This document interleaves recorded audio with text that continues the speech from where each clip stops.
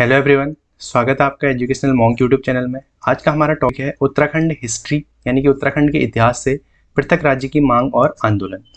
इस लेक्चर में हम देखेंगे पृथक राज्य की मांग के कारण, प्रमुख घटनाएं और परिणाम। ये लेक्चर आपके यूके ट्रिपल एस सी हो चाहे यूकेपीएससी हो, उत्तराखंड का कोई भी एग्जाम हो, उसके लिए बहुत ज़्यादा इंपॉर्टेंट टॉपिक होने वाला है। तो लेक्चर की शुरुआत करते हैं। तो देखते हैं पृथक राज्य की मांग और आंदोलन, जिसको उत्तराखंड राज्य आंदोलन भी बोला जाता है।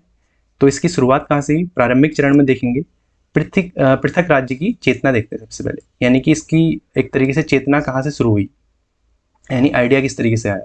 तो सबसे पहले एक संगठन जो है कुमाऊं परिषद, सबसे पहले इस क्षेत्र के लिए एक संगठन की आवश्यकता महसूस की गई और एक संगठन बनाया गया कुमाऊं परिषद। ये कब बनाया गया? 30 सितंबर 1916 को। ये अनौपचारिक मांग उठियाँ, यानी कि इस कुमाऊं परिषद के अधिवेशनों में डिस्कस किया जाता था कि इस क्षेत्र को एक स्पेशल दर्जा दिया जाए, यहाँ की मांगें उठाई जाए, यहाँ के जो विषमताएं थी, जो यहाँ की परेशानियाँ थी और जो शिक्षा स्वास्थ्य से संबंधित मुद्दे थे, उनको राजनीतिक पटल पर लाने के लिए एक संगठन बनाया गया कुमाऊं परिषद। इसके तहत पृथक राज्य की एक चेतना की शुरुआत हुई अनौपचारिक रूप में। लेकिन अगर औपचारिक रूप में बोलेंगे तो कहाँ से शुरुआत हुई है? आपकी श्रीनगर सम्मेलन से। तो श्रीनगर सम्मेलन हुआ था 1938 में। 5 मई 1938 को श्रीनगर में भारतीय राष्ट्रीय कांग्रेस का एक विशेष अधिवेशन हुआ, जिसकी अध्यक्षता किसने करनी थी? आचार्य नरेंद्र देव ने करनी थी, लेकिन वो अनुपस्थित थे। तो किसने करी? प्रताप सिंह ने करी।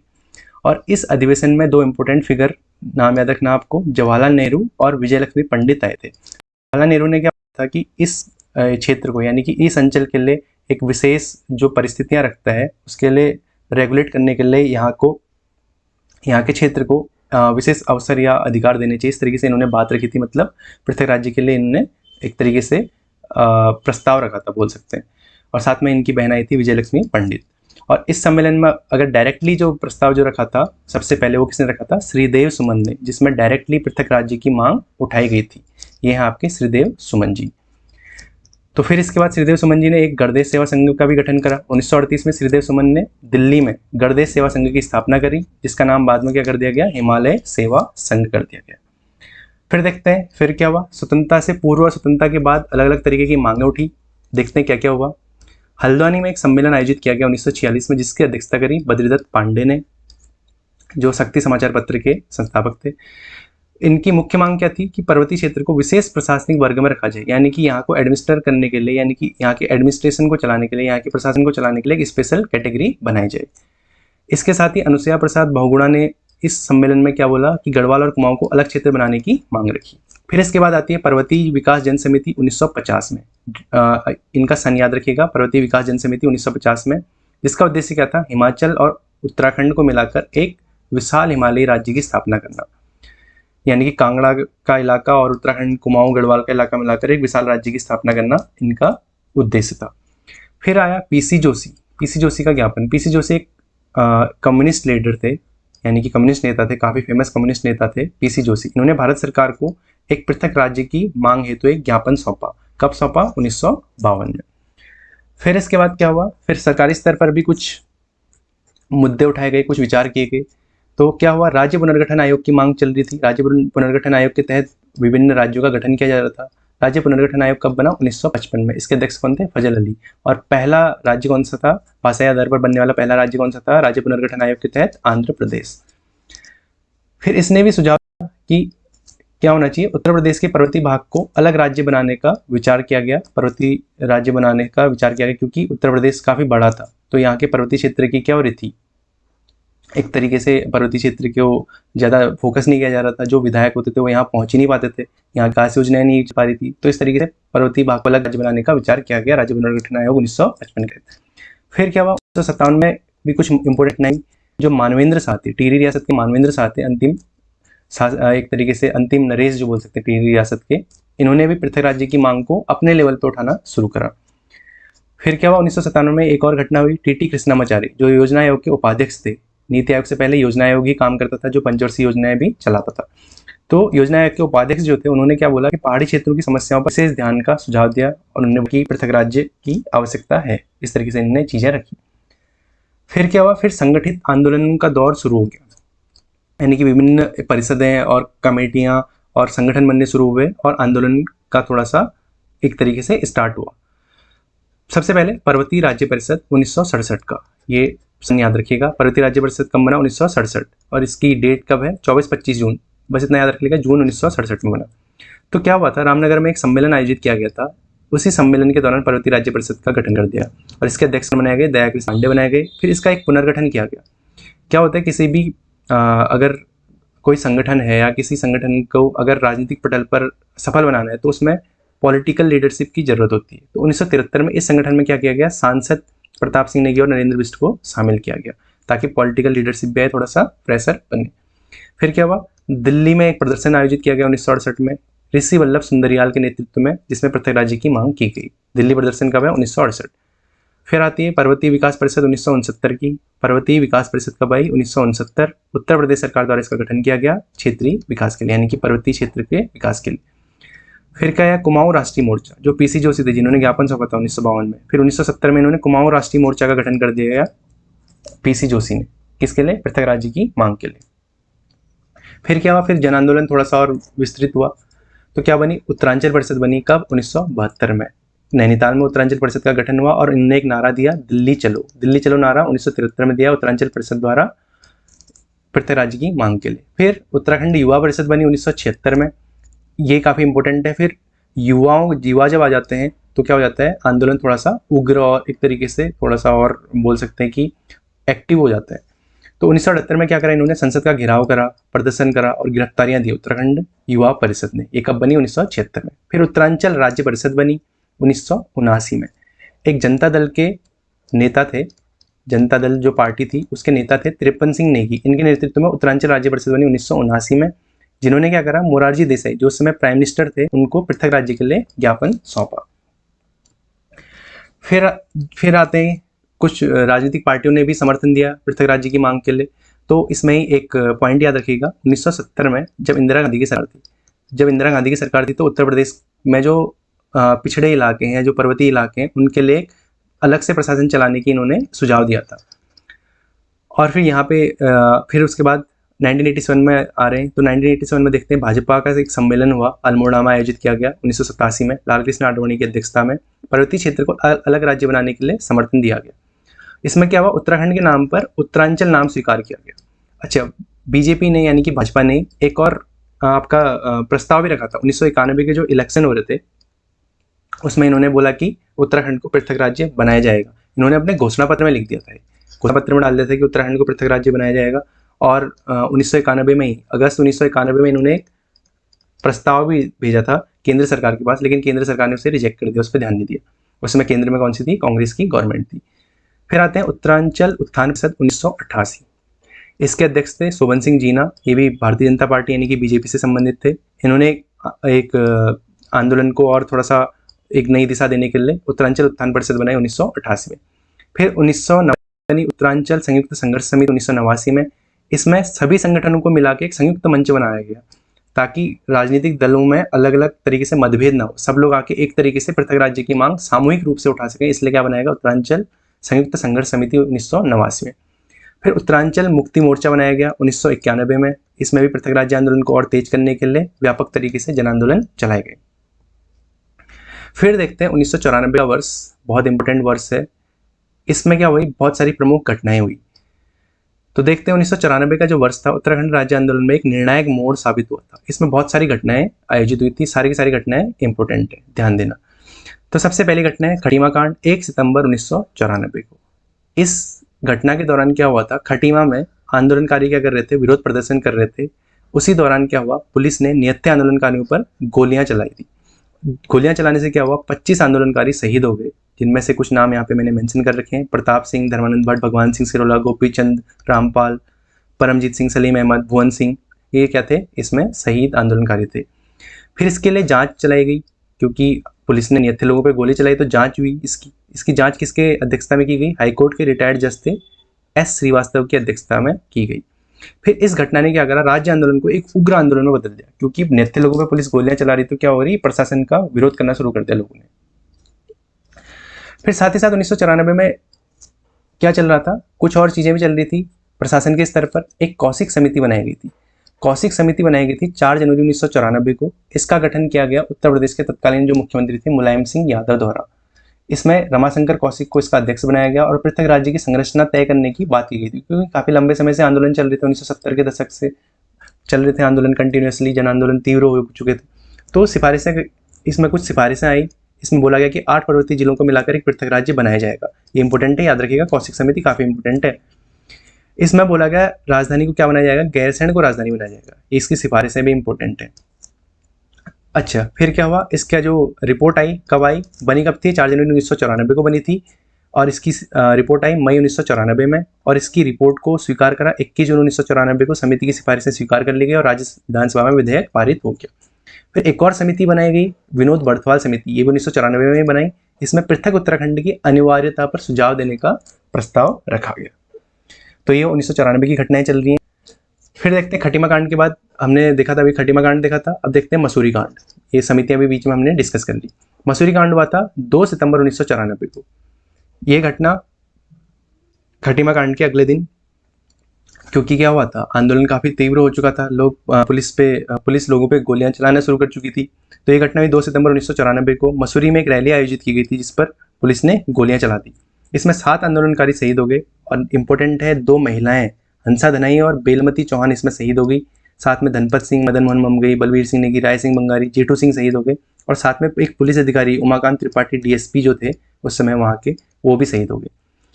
तो इसकी जांच हुई, क्योंकि क्या हुआ, पुलिस और आंदोलनकारियों के बीच मुठभेड़ हो गई। तो इसकी जांच हुई न्यायमूर्ति मुरलीधरन के अधीन, न्यायमूर्ति मुरलीधर के अधीन इसकी जांच हुई। इसमें रिपोर्ट में क्या पता चला कि पुलिस ने बर्बरता की है, यानी कि पुलिस की गलती मानी गई इसमें। इंपॉर्टेंट याद रखिएगा, सुभाष बर्थवाल, ये कौन थी, उत्तराखंड आंदोलन की पहली महिला जिन पर सीबीआई का मुकदमा चला। ऐसे सीबीआई का मुकदमा झेलने वाली पहली महिला थी, क्योंकि इन पे एलिगेशन लगाए गए थे कि उमाकांत त्रिपाठी की हत्या से संबंध है इनका, उमाकांत त्रिपाठी की हत्या में इनका हाथ है करके, इस तरीके से इन पे एलिगेशन लगाए गए थे, इन पे सीबीआई जांच चली थी। ये भी याद रखिएगा फैक्ट।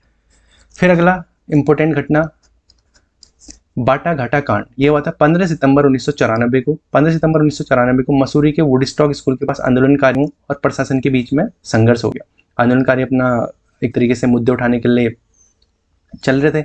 उसी तरीके से रास्ते में, बाटा घाटा मतलब होता है रास्ता, रास्ते में ही क्या हो गया, इनके बीच में मुठभेड़ हो गई। तो इसके बीच संघर्ष हुआ, तो इसी को क्या बोला जाता है, बाटा घाटा कांड, 15 सितंबर 1994। इसने आंदोलन को और व्यापक कर दिया, क्योंकि लगातार प्रशासन और जनता, यानी कि आंदोलनकारी जनता के बीच में मुठभेड़ और हिंसक मुठभेड़ चल रही है, गोलियां तक चल जा रही हैं। फिर क्या हुआ, फिर छात्र शक्ति का प्रवेश भी हो गया। एक औपचारिक रूप से छात्र तो शामिल थे ही, फिर लेकिन एक संगठन बना, उत्तराखंड छात्र युवा संघर्ष समिति, जिसमें स्पेशली छात्रों का योगदान था। सितंबर 1994 में बना। इसमें युवा शक्ति को आंदोलन से जोड़ना था और छात्रों ने आंदोलन को गाँव-गाँव तक पहुँचाया, क्योंकि छात्र जब जुड़ जाते हैं तो उसमें थोड़ा एनर्जी आ जाती है किसी भी आंदोलन में। तो फिर क्या हुआ, फिर एक जागरण दिवस मनाया गया 25 सितंबर 1994 को। इस दिन क्या करा, लालटेन जुलूस निकाले गए, लालटेन पकड़ के जुलूस निकाले गए 25 सितंबर 1994 को। इस दिन को क्या बोला गया, जागरण दिवस। लालटेन का मतलब क्या होता है, जैसे अंधेरे में लालटेन जलाते तो जग जाना, यहाँ मतलब एक उजाला कर देना, इस तरीके से सेंस आता है। तो जनता में चेतना, एकता और जागरण फैलाने के लिए इसका आयोजन किया गया, जागरण दिवस का।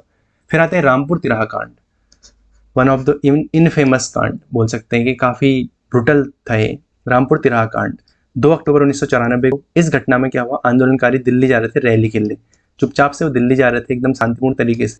तो क्या हुआ, पुलिस प्रशासन को जैसे पता चला तो उन्होंने रात के 1:30 बजे जिस बस में आंदोलनकारी जा रहे थे उसको रोका और उसमें जितने पुरुष थे सबको नीचे उतारा और उनको क्या कर दिया गया, लाठीचार्ज और गोली चला दी गई। मुठभेड़ हुई उनके बीच में, लाठीचार्ज और गोली चला दी गई। ये कहाँ पे हुआ, रामपुर तिराहा यानी कि मुजफ्फरनगर में हुआ। इसके परिणाम स्वरूप क्या हुआ, 7 आंदोलनकारी इसमें शहीद हो गए। राजेश लखेड़ा, रविंद्र रावत, सत्येंद्र सिंह चौहान, गिरीश कुमार बद्री, सूर्य प्रकाश थपलियाल, अशोक कुमार कौशिक। और इस आंदोलन को काफ़ी ब्रूटल इसलिए भी बोला जाता है क्योंकि इसमें महिलाओं के साथ अभद्रता की गई, महिलाओं का रेप कर दिया गया, अनेक लोग घायल हुए और कई महिलाओं के साथ दुर्व्यवहार किया गया। इसीलिए क्या बोला जाता है, इस आंदोलन को सबसे क्रूर माना जाता है, क्रूर दमन माना जाता है। इसी के विरोध में प्रतिक्रियाएं रामपुर तिराहा पर चंडी प्रसाद भट्ट जी ने क्या बोला, पूरे देश और सभ्य समाज पर कलंक है, क्योंकि ऑब्वियसली बात है महिलाओं के साथ दुर्व्यवहार हो रहा है, गोलियां चल रही हैं, तो बहुत ही गलत चीज़ है। इसीलिए इसको क्या बोला गया, क्रूर शासक की क्रूर हिंसा। और इस समय सरकार किसकी थी, मुलायम सिंह यादव की, मुलायम सिंह यादव की सरकार थी। और गवर्नमेंट किसकी थी, एसपी यानी कि समाजवादी पार्टी की उस समय सरकार थी। फिर इसी की जांच के लिए, रामपुर तिराहा कांड की जांच के लिए नेगी समिति बनाई गई। नेगी समिति किसके लिए, रामपुर तिराहा कांड की जांच के लिए, याद रखिएगा। फिर क्या हुआ, इसी की तीव्र प्रक्रिया हुई, क्योंकि इतनी खतरनाक चीज़ हो रही है, इतनी भयावह चीज़ हो रही है, लोगों को गोलियां मार दे रहे हैं, महिलाओं का बलात्कार कर रहे हैं। तो फिर 3 अक्टूबर 1994 को क्या हुआ, प्रदर्शन काफ़ी हिंसक हो गया, सीधे हिंसक प्रदर्शन हो गए पूरे उत्तराखंड क्षेत्र में। इसमें फिर बंद किया गया, विरोध मार्च निकाले गए। तो इसमें भी क्या हुआ, देहरादून, नैनीताल और कोटद्वार में काफ़ी एक तरीके से उग्र प्रदर्शन चले, जिसमें क्या हुआ, कुछ लोग शहीद हो गए। देहरादून में राजेश रावत, बलवंत सिंह सजवाण, दीपक वालिया जय शहीद हो गए। नैनीताल में प्रताप सिंह बिष्ट शहीद हो गए। कोटद्वार में पृथ्वी सिंह बिष्ट और राकेश देवरानी शहीद हो गए। फिर इससे क्या हुआ, है आंदोलन राष्ट्रीय बहस का मुद्दा बन गया, क्योंकि राष्ट्रीय लेवल पे चले गया है अभी। फिर क्या हुआ, दिल्ली रैली निकाली गई 7 दिसंबर 1994 को। भुवन चंद्र खंडूरी ने इसका आयोजन किया। उत्तरांचल प्रदेश संघर्ष समिति के नेतृत्व में दिल्ली में विशाल रैली का आयोजन किया गया। फिर आंदोलनकारियों ने बोला कि हमें जेल में डाल दो, आप जेल भरो आंदोलन चलाया। इसके तहत क्या करा गया कि सरकार पर दबाव डालना था, क्योंकि इतने सारे लोग गिरफ्तारी दे देंगे कि जेलों में जगह ही न पड़े, जगह ही कम पड़ जाए। 9 दिसंबर 1994 को क्या हुआ, जेल भरो आंदोलन चलाया गया। राज्य भर में हजारों आंदोलनकारियों ने स्वेच्छा से गिरफ्तारी दी और सरकार पर दबाव बनाया गया। फिर इसके बाद 1994 में कुछ और घटनाएं हुई, कुछ संगठन बने। एक संगठनों के नाम आपको पता होने चाहिए। अप्रैल 1994 में नए संगठन बने 2, उत्तरांचल पीपुल्स फ्रंट और संयुक्त उत्तराखंड राज्य मोर्चा। संयुक्त उत्तराखंड राज्य मोर्चा किसकी अध्यक्षता में, बहादुर राम टमटा। इसमें क्या करता, विभिन्न संगठनों को एक मंच देना था। फिर इंद्रमणि बडोनी ने भी आमरण अनशन शुरू कर दिया अगस्त 1994 में। क्यों इन्होंने शुरू कर दिया, क्योंकि हुआ क्या था उस समय, उत्तर प्रदेश सरकार ने 27% आरक्षण की बात करी थी। 27% आरक्षण किसके लिए, ओबीसी के लिए। लेकिन जो उत्तराखंड वाला एरिया है उसमें ओबीसी कितने हैं, सिर्फ 2%। तो उनको 27% आरक्षण देने का कोई सेंस नहीं बनता था, क्योंकि ओबीसी इतने हैं ही नहीं। तो इसी के विरोध में क्या हुआ, नए आरक्षण व्यवस्था के विरोध में ये इंद्रमणि बडोनी ने आमरण अनशन करना शुरू कर दिया, क्योंकि आरक्षण जो है 50% से ऊपर चले गया था उस समय। तो क्या हुआ, इंद्रमणि बडोनी ने पौड़ी में इसका विरोध करने के लिए आमरण अनशन शुरू कर दिया। इसीलिए इन्हें क्या बोला जाता है, उत्तराखंड का गांधी भी बोला जाता है। और इसको व्यापक जन समर्थन मिला और बडोनी क्या बन गए, उत्तराखंड राज्य आंदोलन के जननायक बन गए। फिर उत्तराखंड जन आंदोलन भी चला इसी के पैरेलली। 2 अगस्त 1994 को ये वही पौड़ी गढ़वाल में इसी के साथ साथ ये चला। फिर एक इम्पोर्टेंट आपका संगठन है उत्तराखंड क्रांति दल, यूकेडी। यूकेडी का काफी इंपॉर्टेंट रोल है उत्तराखंड राज्य आंदोलन में। तो इसके गठन के बारे में देख लेते हैं। इसका गठन हुआ 24-25 जुलाई 1979 को मसूरी में पर्वतीय जन विकास सम्मेलन के दौरान इसका गठन किया गया। इसका चुनाव चिन्ह क्या है, कुर्सी। इसके प्रथम अध्यक्ष कौन थे, डॉक्टर देवीदत्त पंत थे, जो कुमाऊं विश्वविद्यालय नैनीताल के कुलपति थे और ये क्या थे, प्रसिद्ध शिक्षाविद थे। इसके संस्थापक सदस्यों में कौन कौन थे, इंद्रमणि बडोनी जी, काशी सिंह ऐरी, दिवाकर भट्ट और सुरेंद्र कुकरेती। बाद में काशी सिंह ऐरी ने इसका कमान संभाली। फिर उत्तराखंड क्रांति दल ने क्या क्या काम करे। 1987 में क्या हुआ, इसका विभाजन हो गया। इसके बाद काशी सिंह ऐरी इसके क्या बने, नेतृत्वकर्ता बन गए। इसका उद्देश्य क्या था, 8 पर्वतीय जिलों को मिलाकर पृथक उत्तराखंड राज्य का गठन करना इसका उद्देश्य था, जो कौशिक समिति की सिफारिश में भी चीजें थी। क्योंकि 1987 में इसका विभाजन हो गया, फिर काशी सिंह ऐरी ने काफी प्रखर रूप से इसका नेतृत्व करा। फिर क्या, एक पत्रबम घटना हुई, काफी इंपॉर्टेंट घटना है, याद रखिएगा। उत्तराखंड क्रांति दल के उपाध्यक्ष थे त्रिवेंद्र पवार। इन्होंने क्या करा, संसद में पत्रबम फेंका, जैसे भगत सिंह ने फेंका था ना संसद में पत्रबम। भगत सिंह ने जैसे अंग्रेजों को, बहरों को सुनाने के लिए धमाके की जरूरत होती है बोला था, उसी तरीके से इन्होंने भी पत्रबम फेंका संसद में, ताकि पृथक राज्य के मुद्दे की ओर ध्यान आकर्षित किया जा सके केंद्र सरकार का। फिर इसी के तहत क्या हुआ, उत्तराखंड क्रांति दल का पहला प्रस्ताव लाया गया। उत्तर प्रदेश विधानसभा में यूकेडी के एक विधायक थे जसवंत सिंह बिष्ट, इनके द्वारा प्रस्ताव रखा गया पृथक राज्य के लिए। इसका ब्लूप्रिंट तैयार किया गया काशी सिंह ऐरी द्वारा जुलाई 1992 में यूकेडी द्वारा, कि किस तरीके से राज्य बनेगा और उसकी राजधानी क्या बनाई जाए, गैरसैंण, और उसका नाम क्या रखा जाए, चंद्रनगर, चंद्र सिंह गढ़वाली के रिस्पेक्ट में। फिर क्या हुआ, इस उत्तराखंड राज्य आंदोलन जब 1995 से लेकर 2007 के बीच में क्या क्या चीजें हुई उसमें देखते हैं। 2000 में तो बन गया था, फिर 2007 में उत्तराखंड का नाम चेंज हुआ, वो सब चीजें भी इसमें हम डिस्कस करेंगे। फिर आंदोलन ने क्या लिया, राष्ट्रीय स्वरूप ले लिया 1995, क्योंकि 1994 काफी इंपॉर्टेंट वर्ष रहा था। इसमें 1994 काफी घटनाएं हुई थी। तो फिर क्या हुआ, संविधान बचाओ यात्रा निकल गई। 25 जनवरी 1995 को उत्तराखंड आंदोलन संचालन समिति ने दिल्ली में संविधान बचाओ यात्रा निकाली। फिर इसके बाद पोस्ट कार्ड अभियान चलाया गया। 21 फरवरी 1995 को पोस्ट कार्ड अभियान चलाया गया और क्या किया गया, प्रधानमंत्री को 10,000 पोस्ट कार्ड भेजे, इतने ज्यादा भेज दो कि वो परेशान हो जाए इस तरीके से, ताकि पृथक राज्य की मांग को राष्ट्रीय स्तर पर पहुंचाना है। फिर इसी दौरान क्या हुआ, एक राजनीतिक परिवर्तन हुआ। 3 जून 1995 को उत्तर प्रदेश के जो राज्यपाल थे मोतीलाल वोरा ने मुलायम सिंह सरकार को बर्खास्त कर दिया और मायावती क्या बन गई, नई मुख्यमंत्री बन गई। क्योंकि मुलायम सिंह ने के शासन के दौरान पुलिस ने काफी बर्बरताएं करी, इसलिए उत्तराखंड में मुलायम सिंह को एक निगेटिव नजरिए से देखा जाता है। तो इसीलिए पूरे उत्तराखंड में इस प्रतिक्रिया में क्या किया गया, खुशी दिवस मनाया गया। फिर आगे देखते हैं, फिर एक और घटना हो गई श्रीयंत्र टापू कांड। श्रीनगर में श्रीयंत्र टापू है अलकनंदा नदी के तट पर।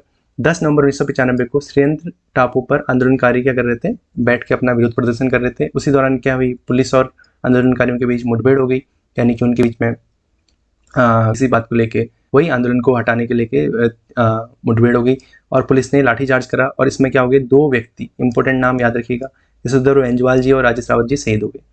इससे क्या हुआ, आंदोलन का जन समर्थन और ज़्यादा स्ट्रांग हो गया, क्योंकि जितना प्रताड़ित किया जाता है उतना ही आंदोलन उतना मजबूत होते जाता है, क्योंकि मांग जायज़ थी। इसलिए पुलिस का जो बर्बरता चल रही थी, उसके जितनी बर्बरता कर रहे थे उतना ही और मजबूत होते जा रहा था। फिर एक खैंड पर्वत अनशन भी हुआ, जनवरी 1996 में हुआ है। खैंड पर्वत है आपका टिहरी में। आंदोलनकारियों ने 32 दिनों तक आमरण अनशन करा और राज्य निर्माण पर दबाव बनाने की कोशिश करी। फिर अंततः काफ़ी सारी के बाद केंद्र सरकार ने थोड़ा सा सुनने की कोशिश करी और राज्य निर्माण की घोषणा की लगा कि अब बनाना ही चाहिए। तो 15 अगस्त 1996 को तत्कालीन प्रधानमंत्री कौन थे, एच.डी. देवेगौड़ा। इन्होंने लाल किले की प्राचीर से, यानी कि स्वतंत्रता दिवस के दिन लाल किले की प्राचीर से इन्होंने घोषणा की कि उत्तराखंड राज्य का निर्माण किया जाएगा। फिर उसके बाद क्या हुआ, केंद्र में जो सरकार आई, अटल बिहारी वाजपेयी की सरकार आ गई। एनडीए यानी कि नेशनल डेमोक्रेटिक अलायंस, एनडीए राष्ट्रीय जनतांत्रिक गठबंधन सरकार आई। और उत्तर प्रदेश में भी सरकार किसकी आ गई, बीजेपी की आ गई। और उसके मुख्यमंत्री कौन थे, राजनाथ सिंह। फिर इसी दौरान क्या हुआ, उत्तर प्रदेश पुनर्गठन विधेयक पारित किया गया। 2000 उत्तर प्रदेश पुनर्गठन विधेयक के अंतर्गत पारित किया गया कि क्या करा जाए, लोकसभा में प्रस्तुत किया जाए उत्तराखंड राज्य के लिए जो प्रस्ताव था। उत्तर प्रदेश पुनर्गठन विधेयक 2000 काफ़ी इंपॉर्टेंट है, इसमें चारों पॉइंट इंपॉर्टेंट है।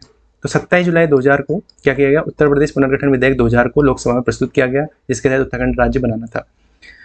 फिर 1 अगस्त को लोकसभा में पारित हो गया है, 1 अगस्त 2000 को लोकसभा में पारित हो गया, 10 अगस्त 2000 को राज्यसभा में पारित हो गया और 25 अगस्त 2000 को राष्ट्रपति के.आर. नारायण ने विधेयक को मंजूरी दे दी और विधेयक क्या बन गया, आपका उत्तराखंड राज्य बनाने के लिए प्रोसेस कंप्लीट हो गई। के.आर. नारायण थे इसमें राष्ट्रपति, याद रखना इंपॉर्टेंट चीज़ है।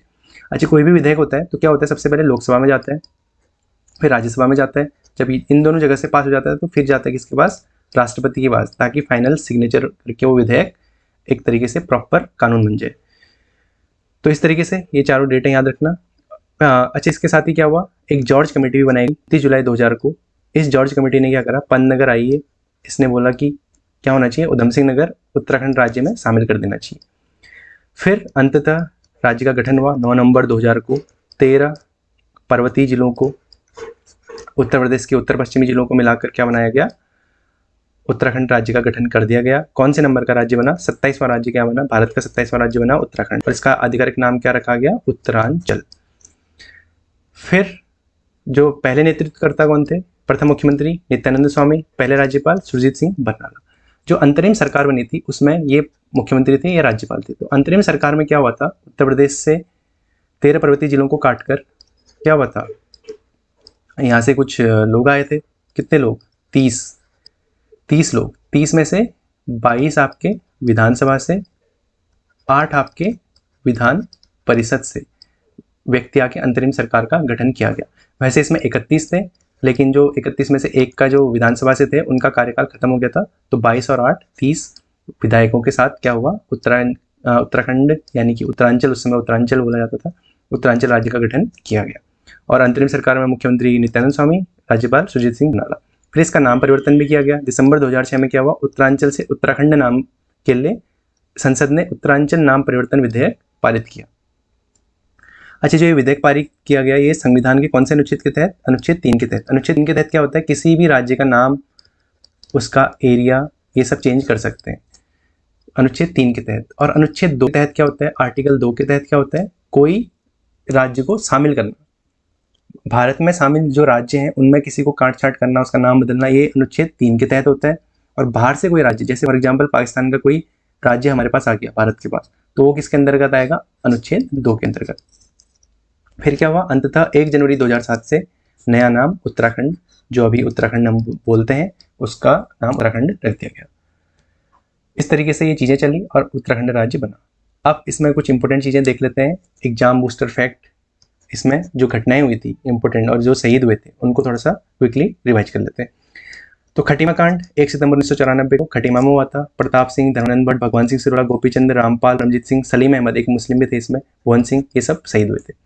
मसूरी कांड सितंबर 1994 को मसूरी में हुआ था। इसमें हंसा दनाई और बिलमती चौहान, दो महिलाएं इंपॉर्टेंट है, हंसा दनाई और बिलमती चौहान, धनपत सिंह, मदन मोहन ममगई, बलवीर सिंह नेगी, उमाकांत त्रिपाठी जो डीएसपी थे, जेठू सिंह, ये शहीद हुए थे। फिर मुजफ्फरनगर या रामपुर तिराहा कांड, जिसको क्रूर शासक की क्रूर साजिश बोला जाता है, 2 अक्टूबर 1994 को मुजफ्फरनगर में हुआ था। राजेश लकड़िया, रविंद्र रावत, सत्येंद्र सिंह चौहान, गिरीश कुमार भद्री, सूर्य प्रकाश थपलियाल, अशोक कुमार कौशिक इसमें शहीद हुए थे। फिर 3 अक्टूबर 1994 को अलग अलग जगहों पे रामपुर तिराहा के विरोध में क्या हुआ था, प्रदर्शन हुए थे और इसमें भी शहीद हो गए थे कुछ लोग। देहरादून में राजेश रावत, बलवंत सिंह सजवाण, दीपक वालिया, जयनंद बहुगुणा। नैनीताल में प्रताप सिंह बिस्ट, कोटद्वार में पृथ्वी सिंह बिस्ट और राकेश देवरानी। फिर हुआ श्रीयंत्र टापू कांड 1995 में, 10 नवंबर 1995 को श्रीनगर में राजेश रावत और इधर बेंजवाल इसमें शहीद हो गए। अब एक और ये टेबल है जो एग्जाम बूस्टर है आपके लिए। इसमें क्या है, पृथक राज्य की मांग से जो संबंधित संस्थाएं थी उनको मैंने यहाँ पे टेबल में मेंशन कर दिए। तो देखते हैं कौन कौन सी संस्थाएं थी और उनका गठन वर्ष कौन सा रहा। कुमाऊं परिषद 1916, गढ़देव सेवा संघ जिसको बाद में हिमालय सेवा संघ कर दिया था, श्रीदेव सुमन ने इसकी स्थापना करी थी 1938। गढ़वाल जागृत संस्था 1939, पर्वतीय विकास जनसमिति 1950, पर्वतीय राज्य परिषद 1967, कुमाऊं राष्ट्रीय मोर्चा 1970, पृथक पर्वतीय राज्य परिषद 1973, उत्तरांचल परिषद 1972, उत्तराखंड यूथ काउंसिल, उत्तराखंड युवा परिषद 1976, यूकेडी 1979, उत्तराखंड क्रांति दल, उत्तराखंड उत्थान परिषद 1988, उत्तराखंड संयुक्त संघर्ष समिति 1989, उत्तराखंड मुक्ति मोर्चा 1991, संयुक्त उत्तराखंड राज्य मोर्चा 1994, उत्तराखंड पीपल्स फ्रंट यूपीए 1994। तो इस तरीके से हमने देखा उत्तराखंड राज्य के गठन से संबंधित तथ्यों को डिस्कस करा और जितने भी सारे इंपॉर्टेंट घटनाएं और जितने सारे इंपॉर्टेंट लोग और जितने सारे इंपॉर्टेंट फैक्ट थे वो सब हमने डिस्कस कर लिए। बाकी देखते हैं नेक्स्ट लेक्चर में। Thank you.